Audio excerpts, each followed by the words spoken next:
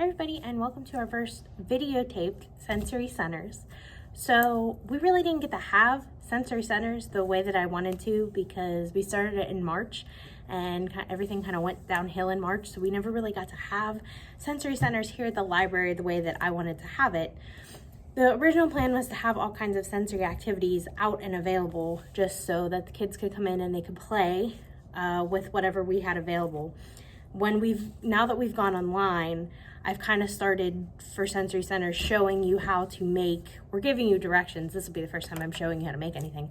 Giving you directions on how to make these different sensory centers at home. Some of them were ones that I had already made for here at the library. Some were ones that I wanted to make and didn't have time to do. And this is one of those. So I made one of these today. These are called stitch cards. So they're pretty simple to make. They're only a little time consuming depending on how big of a shape that you do or that you draw. This one didn't take me too long. I think it took maybe like 10 minutes. It really didn't take that long at all.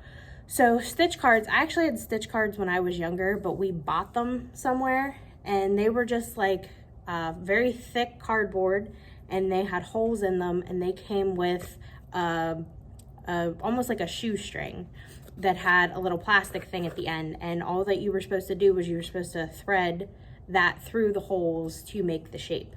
So I don't even know if they sell things like that anymore, but there is a way that you can make them at home and it's pretty simple.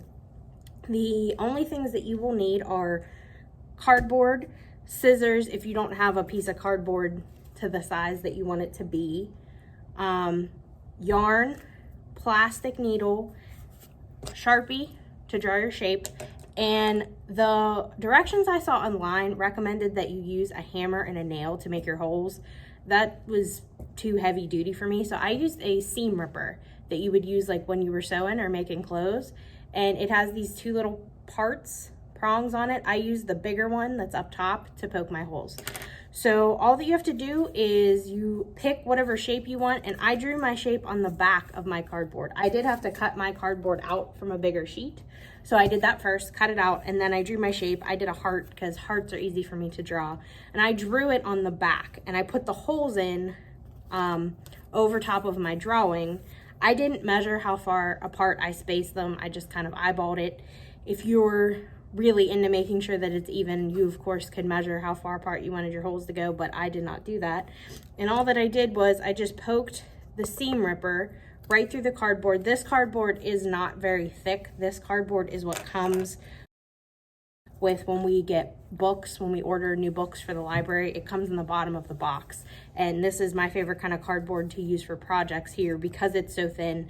It's fairly easy to cut and it was very easy to just poke the holes through. I did see online that some people said cereal boxes, if you don't have cardboard at home or if you don't want to use like a real thick Amazon box, people use cereal boxes, and I would imagine that like granola bar boxes and things like that would also work because the cardboard's pretty thin and it would be easy to poke through. I think it shouldn't be too thin because when you poke the holes through, if you poke them too close together, it will rip. The holes will rip kind of easily. So you want it a tad bit thicker, but not so thick that you can't get it through, because if you can't get it through to make it, your little ones are never going to be able to thread anything through it because it's so thick. So draw your shape, poke your holes, not hard. It'll obviously be harder or take you longer depending on what kind of shape you do. If you do just a circle, that's not going to take you as long as if you do like a scene with a rainbow and a sun and clouds or something. So totally up to you what you want to do. You don't have to do anything elaborate because this is really teaching not only shapes, but teaching motor skills. So after you draw it, you poke your holes. We have plastic needles here and we have a lot of yarn here at the library. If you don't have plastic needles and yarn, because you don't want to use metal needles, especially for the little ones, it's not a good idea. This is not sharp at all. I mean, you can poke at it, nothing happens, you're totally fine. If you don't have that, like I said, the ones that I had, they came with like a shoestring type thing and they had the little plastic thing on the end, and that went through and worked just as well. I would assume if you have a shoestring with the little plastic thing on the end, you could use that in place of yarn and plastic needle.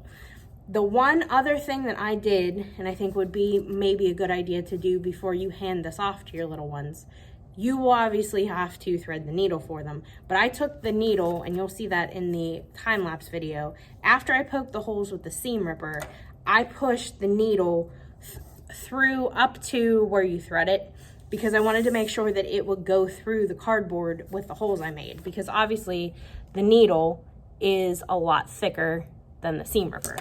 So do that. You just thread the needle for your kids. Even my big kids, when we did sewing here for arts and crafts, it was hard for them to thread the smaller needles. So for the little ones, it would be hard for them even to thread the big needles.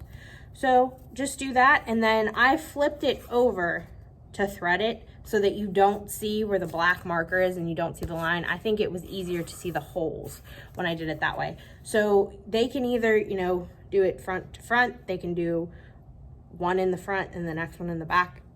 It's up to them, really, but you can make a bunch of these. It would be good to maybe do like circle, square, triangle, rectangle, you know, to teach them shapes. You could do a smiley face if you wanted to. That might be a little harder because you would have eyes and the mouth on the inside, but it's totally up to you. And you know the age range of your child. So this can be good for little ones, maybe up to kindergarten, first graders who are still learning motor skills. Maybe anybody that's like kind of learning how to hold a pencil. This might be good. Teach them how to hold like a thicker needle, because it's not exactly the same as a pencil, but it gives them, you know, the motor skills on how to move their hand. So obviously the older the kids, the more complicated you can make the scene. But it's totally up to you. I mean, there's all kinds of ways to do it. So this is our sensory center for the day. Hopefully you have the materials at home to make it, and if your kids enjoy it and they enjoy playing with it and you want to share pictures or video with us of them enjoying it or of you making it, please feel free to share those with us on Facebook or Instagram or Twitter. Have a good day.